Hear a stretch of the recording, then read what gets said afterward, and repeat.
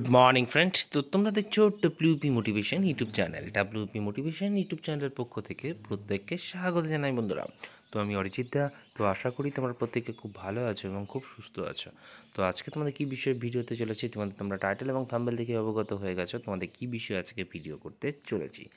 তো অবশ্যই তোমাদের যে রিক্রুটমেন্টের নিয়ে কথা বলতে চলেছি সেটা যে recruitment to the post of deputy constable in West Bengal police 2023। তো গতকালকে এটা নিয়ে তোমাদের জন্য নোটিশ পাবলিশ হয়েছে। তো সেটা নিয়ে তোমাদের বিভিন্ন জায়গায় বিভিন্ন রকম মানে কথা শুনছো। তো সেটা নিয়ে কিন্তু আজকে তোমাদের সামনে বিস্তারিতভাবে আলোচনা করতে চলেছি। তো অবশ্যই চ্যানেলে যদি নতুন হয়ে থাকো চ্যানেলটিকে সাবস্ক্রাইব করে রেখে পাশে বেল আইকনটাকে প্রেস করে রাখতে ভুল করো না এবং অবশ্যই নোটিফিকেশনটিকে অল করে রেখো, যাতে নিত্য নতুন চাকরির আপডেট যেগুলি প্রোভাইড করি সেগুলি যাতে সবার আগে পেতে চাও। অবশ্যই চ্যানেলটির সাথে যুক্ত থাকতে বন্ধুরা ভুল করো না এবং ভালো লাগলে ভিডিওটি প্রচুর পরিমাণে বন্ধুদের মাঝে শেয়ার করে রাখার অনুরোধ রইল এবং একটা করে লাইক করে দিও। তো তোমাদের কালকে তোমরা দেখতে পাচ্ছ 5 তারিখ, গতকালকেই তোমাদের জন্য কিন্তু নোটিশটি পাবলিশ হয়েছে। তো চলো আমরা নোটিশটা একবার দেখে নিই, তারপরে বাদবাকি তোমাদের সামনে কিন্তু আলোচনা করতে চলেছি। তো এই সেই notice West Bengal police recruitment board রক্ষা ভবনের, ঠিক আছে। তো কি বলা হয়েছে নোটিশটাই দেখে নাও আগে। The physical measurement test and physical efficiency test অর্থাৎ পিএমটি এবং পিইটি পর 149 অ্যাডিশনাল ক্যান্ডিডেট।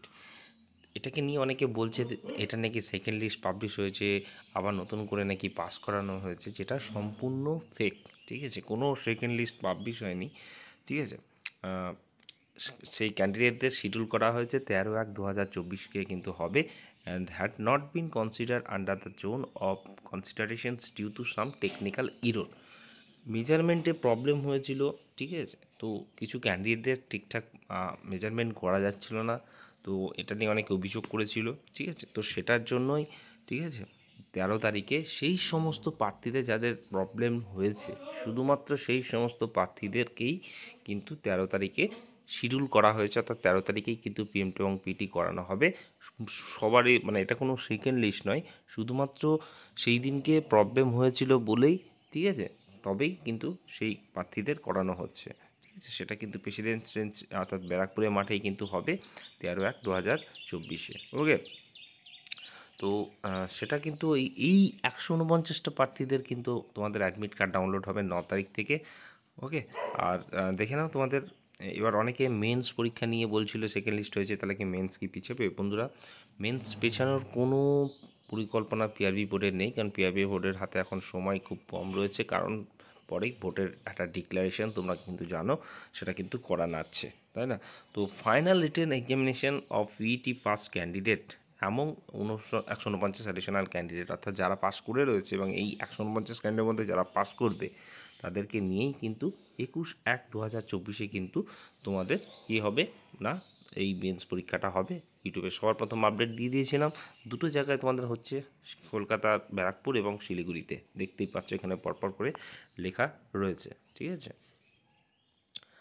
এই দেখো, দেখে নাও তোমাদের পরপর কিন্তু এখানে বলা রয়েছে, ঠিক আছে।